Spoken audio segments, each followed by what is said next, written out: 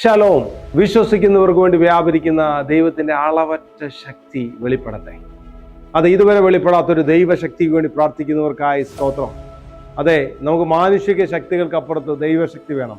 എഫെസ്യർ ലേഖനം 1:18 അപ്പോസ്തലനായ പൗലോസ് പ്രാർത്ഥിക്കുകയാണ്. അതെ, വിശ്വസിക്കുന്നവർക്ക് വേണ്ടി വ്യാപരിക്കുന്ന അവന്റെ അളവറ്റ ശക്തിയുടെ വലിപ്പം ഇന്നതെന്ന് നിങ്ങൾ അറിയേണ്ടതിന് പ്രാർത്ഥിക്കുന്നു. അതെ, പൗലോസ് ദമസ്കോസിന്റെ പടിവാതിക്കൽ വെച്ചു ആ ദൈവശക്തി തിരിച്ചറിയുവാനിടയായി.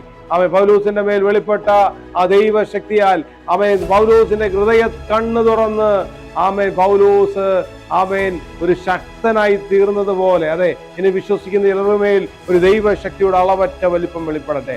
അതെ, വിശ്വസിക്കുന്നവരെ മേൽ പോലെ വ്യാപരിക്കട്ടെ. അതെ, അതിനുവേണ്ടി പ്രാർത്ഥിക്കാൻ ആഗ്രഹിക്കുകയാണ്. പിതാവേ, വാഞ്ചയോടെ ആഗ്രഹത്തോടായിരിക്കുന്ന ജനത്തിന്റെ മേൽ ഇതുവരെ വെളിപ്പെടാത്ത ഒരു ദൈവശക്തിയുടെ കൈമാറ്റം, അതെ, ഒരു പുതിയ അഭിഷേകം വെളിപ്പെടട്ടെ. അതെ, പുതിയൊരു അധികാരം വെളിപ്പെടട്ടെ. യെസ്, ഇപ്പോൾ പ്രാർത്ഥിക്കുന്നു. അതെ, പൗലോസ് പ്രാർത്ഥിച്ചതുപോലെ ഞങ്ങൾ പ്രാർത്ഥിക്കുന്നു. ഇപ്പോൾ വിശ്വസിക്കുന്നവർക്ക് വേണ്ടി അത് വ്യാപരിക്കട്ടെ. അത് ഹൃദയ കണ്ണുകൾ തുറക്കപ്പെടട്ടെ, ആത്മകണ്ണുകൾ തുറക്കപ്പെടട്ടെ, അസാധാരണമായ ദൈവപ്രവൃത്തി വെളിപ്പെടട്ടെ എന്ന് പ്രാർത്ഥിക്കുന്നു. അതെ, ഗോഡ് പവർ റിലീസ് ചെയ്യുന്നു യേശുവിന്റെ നാമത്തിൽ തന്നെ.